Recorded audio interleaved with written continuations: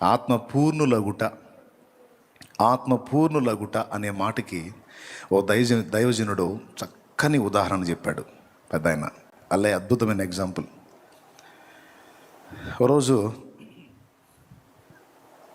ఆత్మపూర్ణులగుట, దేవుడు మనల్ని నింపాలని ఈరోజు ఇక్కడ కూర్చోబెట్టాడు. ఆయన శక్తితో, ఆయన ప్రభావంతో నింపడానికి ముందు కొన్ని ఖాళీ కావాలని మనలో ఎదురు చూస్తాడు ఆయన.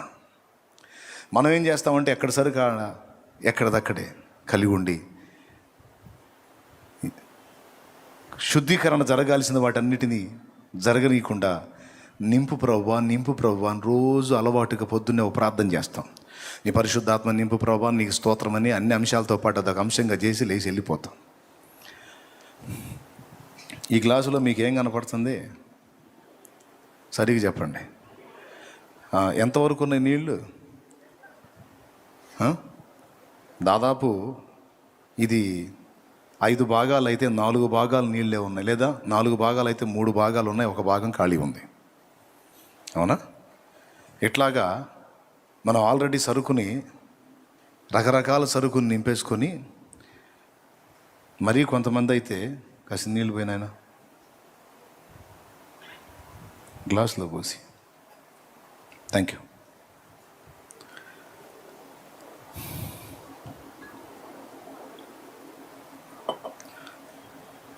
ఇక్కడ దాకా పేకల దాకా లోకపు చెత్తతో నింపుకొని దేవుని ముందు మోకాళ్ళలోని ప్రభా నింపు నింపు అంటే ఖాళీ ఏదిరా అంటాడు. ఖాళీ ఎందుకు లేదు ప్రభా? ఉందిలే Prabha, holy spirit, full holy spirit. ఒరే నువ్వు ఆల్రెడీ ఫుల్ అయిపోయి ఉన్నావురా, సరిగ్గా చూడు అంటాడు. లేదు ప్రభా, ఫుల్గా నింపు ప్రభా నీస్తూ. వేరే విషయాలతో చాలా నిండిపోయావరా, ఖాళీ ఎవరా? లేదు ప్రభా, ఖాళీ ఉంది, నేను ఖాళీగానే ఉంటే నింపు ప్రభా. సున్నితమైన విషయం అండి ఇది, తేలిక అనుకోవాకండి, సున్నితమైన విషయం. దీనికి ఒక ఎగ్జాంపుల్ ఏం చెప్పాడంటే, ఒక పెద్ద ఆయన రోజు ఒక ఆయన తన దగ్గరకు వచ్చి, మా ఇంట్లో నిన్న ప్రార్థన కూటం జరిగిందండి, 15 మంది వచ్చారు, ఇల్లు మొత్తం ఫుల్ అయిపోయింది అన్నాడంట. ఓ దేవునికి స్తోత్రం.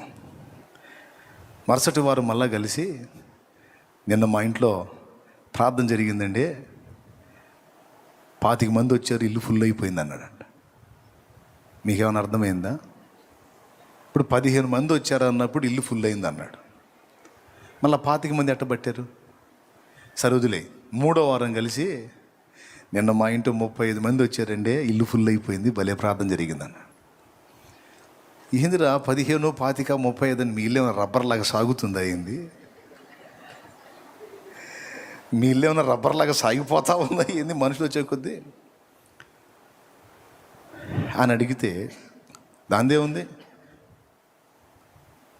ఉంది సాధ్యమే అన్నాడు. ఎట్లా సాధ్యం? మొదటిసారి 15 మంది వచ్చినప్పుడు ఇల్లు ఫుల్ అయిందన్నాను, నిజమే. 15 మంది మనుషులతోనూ ఇతర సామాగ్రితోనూ నింపబడి ఉన్నందున మా ఇల్లు ఫుల్గానే ఉంది.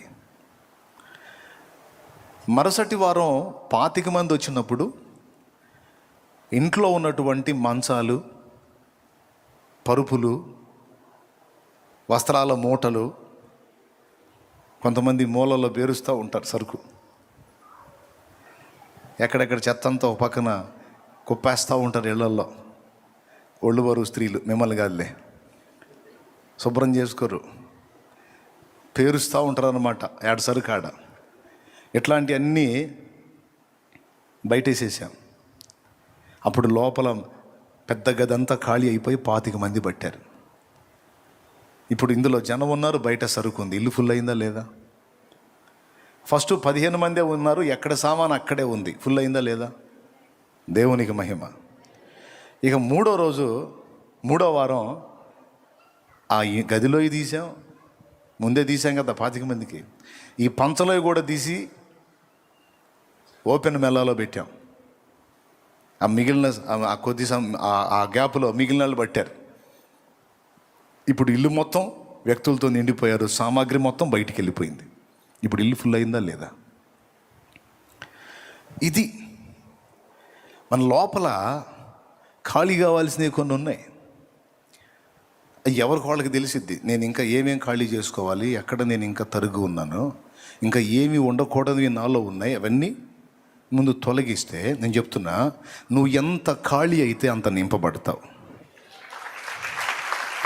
లోకపు చెత్తతో, లోకపు వ్యవహారాలతో, లోకపు సంగతులతో ఎంతగా నిండిపోయావో,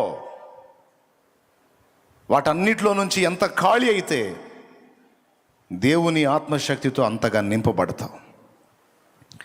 గోధుమ గింజ భూమిలో పడి చావకుండిన ఎడల అది ఒంటిగానే ఉంటుంది, కానీ అది చచ్చిన ఎడల బహుగా అది. ఏ స్థాయిలో నువ్వు జ్ఞాపిస్తావో ఆ స్థాయిలోనే దేవుడు నీలో ప్రవహించడం మొదలు పెడతాడు. ఏ స్థాయిలో నువ్వు దేవునికి అందుబాటులోకి వస్తావో ఆ స్థాయిలోనే నిన్ను వాడగలుగుతాడు. నువ్వు కంప్లీట్గా ఖాళీ అయి దేవునికి అప్పగించుకున్నావు అనుకో, కంప్లీట్గా నిన్ను శక్తితో నింపి వాడుకుంటాడు ఆయన.